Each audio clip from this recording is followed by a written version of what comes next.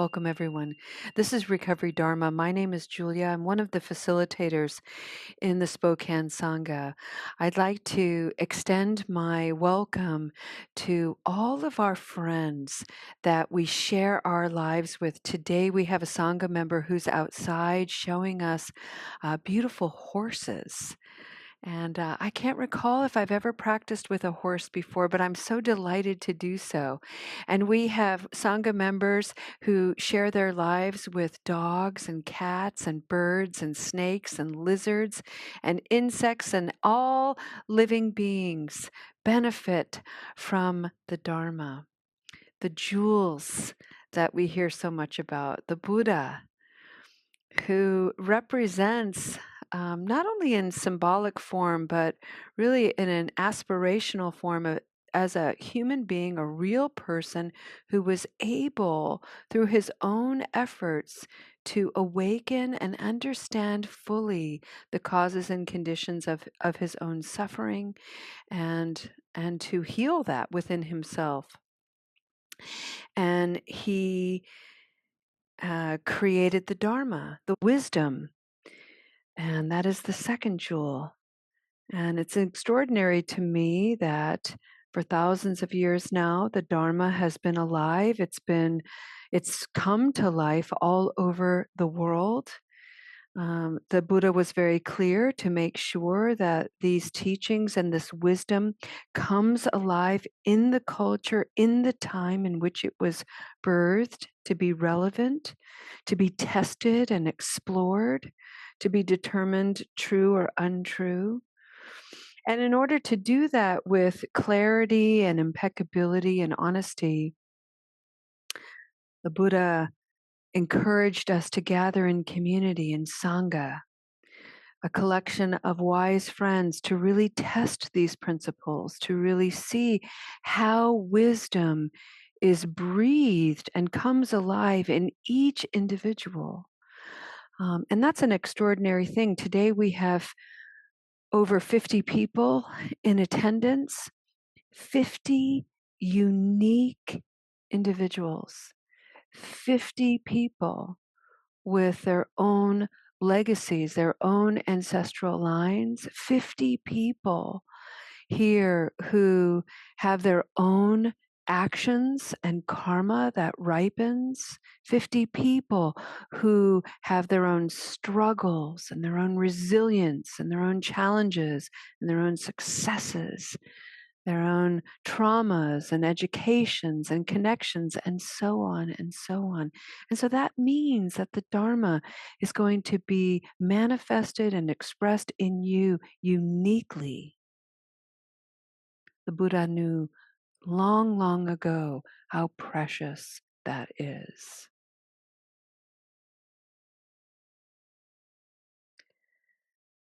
Welcome to this beautiful practice. I'd like to begin our practice by creating an intention, setting an intention. And the one that I've chosen today is this. I love this big, bright purple blotch right there. And this one reads, "May your life be a constant dawning of grace." May your life be a constant dawning of grace.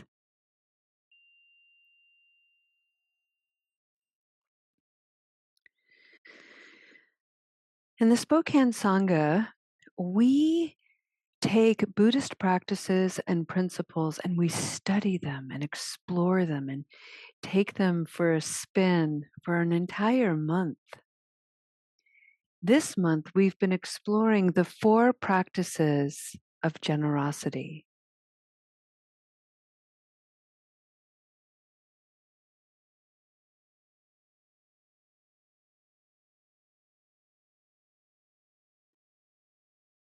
To give confidence and faith is one practice. To give protection and safety. To give happiness and to give wisdom. These are the 4 practices. And what they're connected to, it's one thing to give something tangible. it's another thing entirely to give in a way, by way of creating conditions. So, for instance, at the very beginning of the month, we explored creating the conditions to cultivate confidence in oneself so that by extension, you can offer confidence and encouragement and faith to another person. We also talked about the process of receiving. Because in order to actually give generosity, to be fully generous, we can't leave out the practice of being able to receive. So, all of these practices that we've been exploring begin with us. We are receiving this practice. We're taking the time to be with ourselves, to be with the ways we're excellent at practicing generosity, and we're being with ourselves, those aspects of ourselves that need a little bit of support and encouragement and help. Remember, we are this wonderful complex combination of both. We're both great at receiving and terrible at giving. And there are times that we're great at giving and terrible at receiving. And the conditions, understanding the conditions of that is a worthy endeavor to explore. Today, we're going to talk about the practice of giving happiness and joy. Joy, mudita, is a limitless quality in the Buddhist practice. It's called a Brahma Vihara. It's one of 4. And these immeasurable qualities are, I know when I was first learning about them, I sort of had this misunderstanding, I think, that to be limitless in my joy meant to be happy all the time. And I would get confused because I wasn't. Sorrow would come up and I'd kind of scold myself, like, what's the matter with me? I must not be a very good practitioner. I'm sorrowful. I should be joyful. And as I practiced, as I studied, as I matured, frankly, I began to realize, oh, this is a practice of creating space for my sorrow to arise right beside my joy and not allow my sorrow to dismantle or destroy my joy.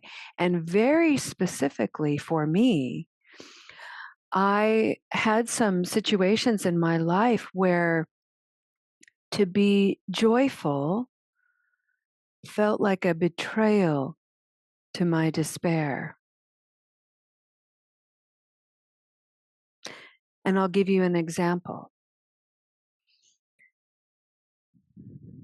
Many years ago now, one of my kids had leukemia. Terrible, terrible cancer, terrible, terrible, terrible journey. Hated every second of it. Not gonna lie. And of course there were beautiful moments, and of course I met beautiful people and all of that. And it was a terrible thing to witness in a 4-year-old. And as a result of that journey, I spent a lot of time with families whose children were dying. I went to a lot of funerals. I sat vigil many, many times as children faded and died. And I came home to my kids, even my daughter with cancer, who were dressed up in costumes and playing and watching TV and doing all the things that kids do in a very playful, joyful way.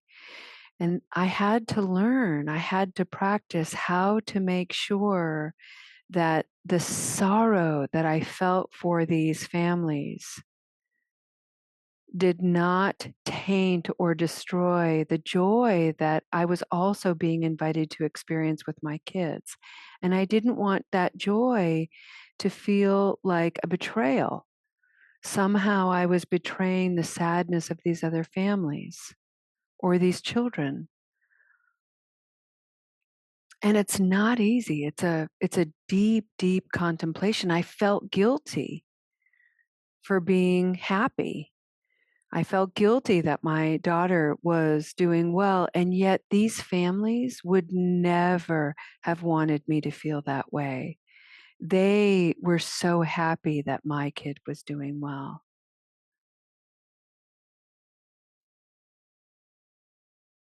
So it's a tough thing, survivor's guilt.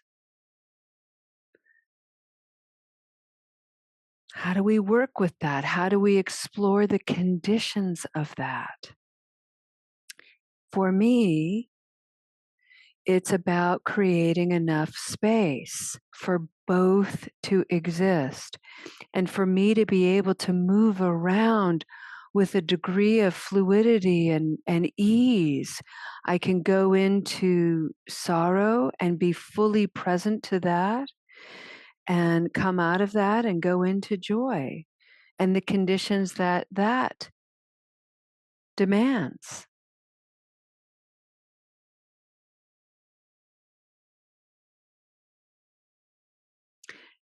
And I'll be perfectly honest with you. Sometimes it felt completely fake. Sometimes I was looking around for the Academy to deliver me an Oscar for the performance I was giving, especially when it came to joy. That whole adage, fake it till you make it. Oh, yeah. Oh, yeah. I was there. Absolutely. And the thing about that for me was being honest about it with myself. And I was doing it to not overwhelm my kids. I was doing it to keep my own emotions regulated. And then, interestingly enough, the more honest I became about, yeah, I'm not really feeling it, but I'll participate, I'll buck up, I'll show up. It started to add to my resilience. And it started to create just thin layer by thin layer degrees of sincerity. It took a long time.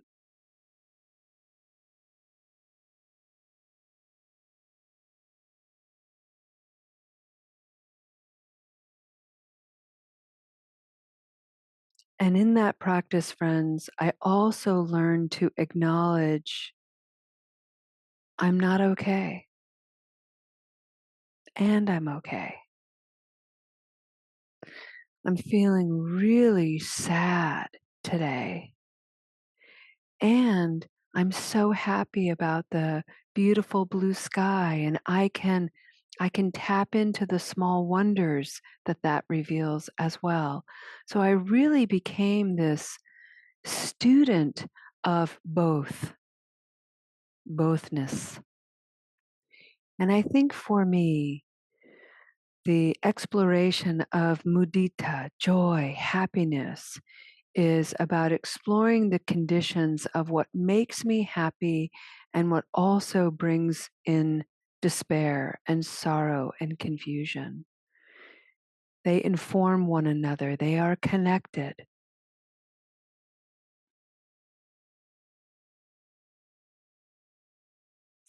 And again, I want to emphasize creating a lot of space in order to see this clearly. So, for a brief guided meditation, I want to encourage your minds to imagine, if you can, someplace spacious.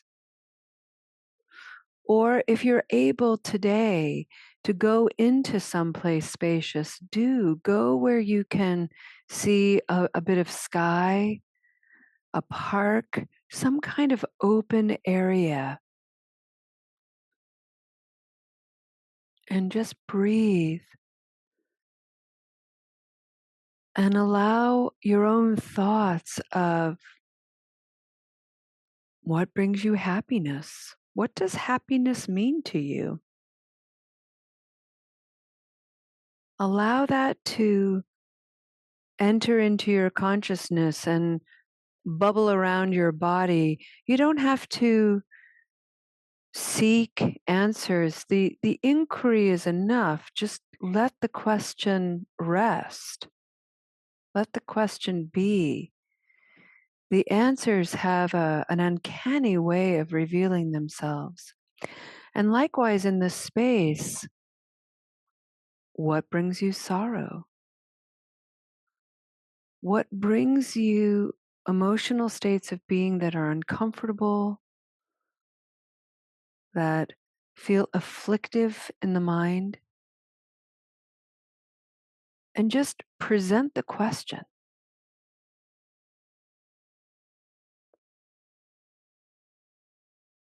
And as you're out there, wherever you are in nature, observing,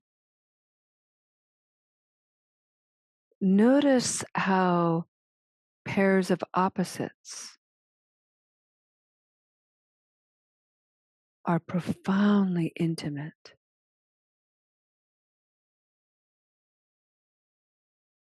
Every plant you see has a hidden life in the earth. The deep, dark, silent mystery of the earth.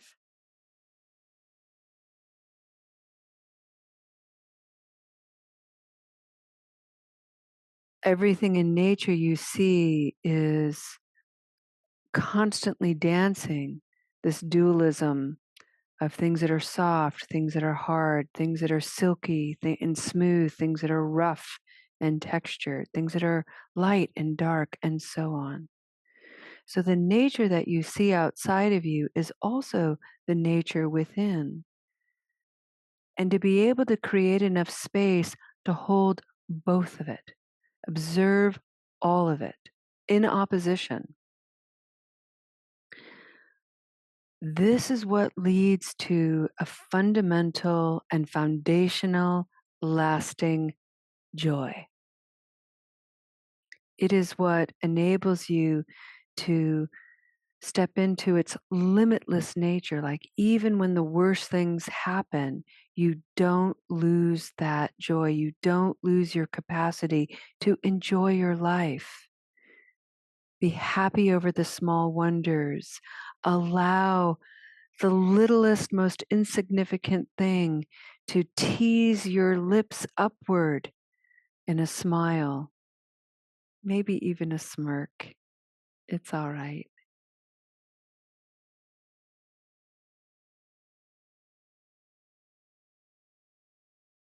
Look at the conditions of your life, your life.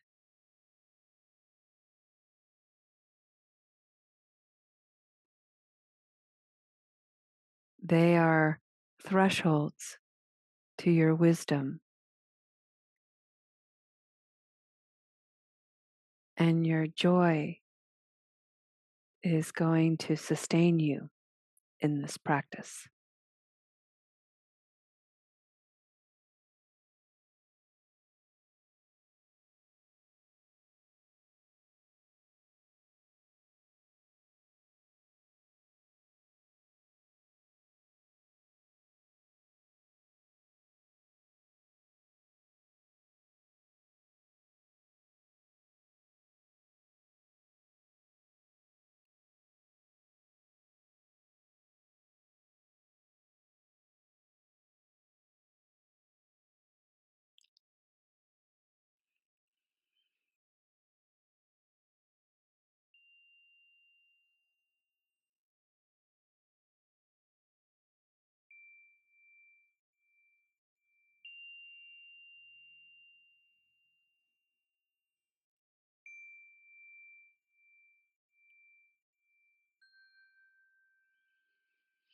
the dedication of merit for our practice. I'd like to invite you to come into a noble posture just for a moment. And for this posture, I encourage you to be really active. And by that, I mean roll your shoulders up to your ears and roll them back.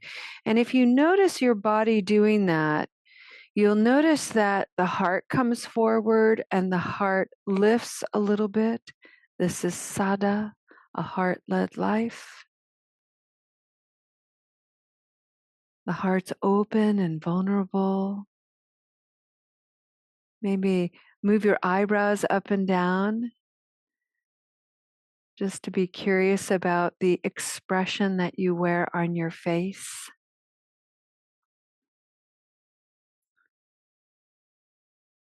Remember, friends, that when we practice for ourselves, when we really take the time to self-fully, I've really tried to get away from the word selfish and instead use the word self-full, 2 L's. Self-fully understand ourselves. We can then be able to engage with the world in a much more selfless manner.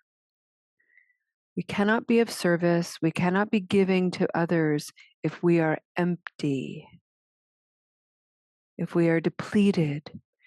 And so the practice has to begin here with our own mind, our own heart, our own spirit.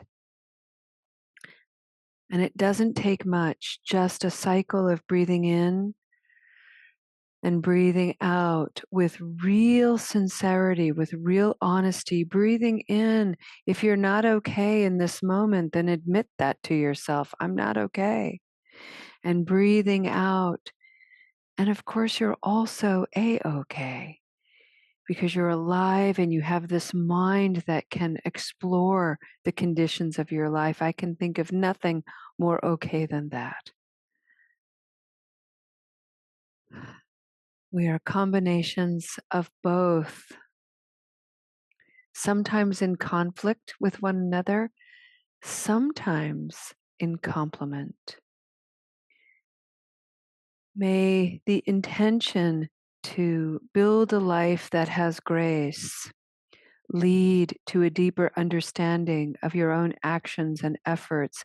May this reveal itself in the manner in which you speak and in the manner in which you listen. May this change your entire life. And may the practice of that encourage present time awareness, mindfulness, and deepen your capacity to concentrate. This, my friends, is the Noble Eightfold Path. It is a journey of spiritual warriorship. It is gentle, clear, loving. Every time you practice, you leave a trail of goodness. Every time you practice, you leave an impression of joy. Thank you for your goodness. Thank you for your joy. It inspires me and changes me. Have a wonderful afternoon, friends. We'll see you next time. Namaste.